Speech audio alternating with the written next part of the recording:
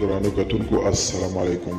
زه محمد سلمان همدرد د حق غږ پښتو چینل خبري لنډیز کې ستاسو قربا اوس تاسو پام را اړوم د مهمو خبرونو لنډیز ته.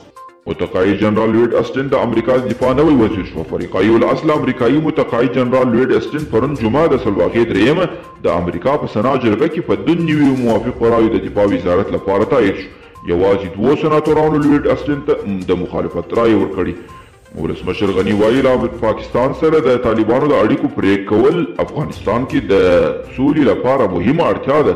نوموړي وایي سولې ته د رسېدو لپاره باید طالبان له هېواده بهر پټنځایونه ونه لري او که طالبان غواړي په افغانستان کې وي 2 ګوني تابعیت نه لرل یې شرط دي. د ملګرو ملتونو عمومي منشي انټوني ګوتریش او د سره صلیب او هلال احمر نړیوالو ټولنو د اټومي وسلو د استعمال د مخنیوي د تړون د لازم الاجرا کېدو هرکلی کړی دي او قطر کې د سولې مذاکراتو دویم پړاو 3 اونۍ اوړي خو تر دا مهاله پکې هیڅ پرمختګ نه دی رامنځته شوی. د افغان حکومت د مذاکراتي پلاوي غړي وایي پوهېږي چې د مذاکراتو ځنډ له افغانانو قرباني اخلي خو په وینا یې دوی په دې برخه کې خپل مسؤلیت ادا کړی دی.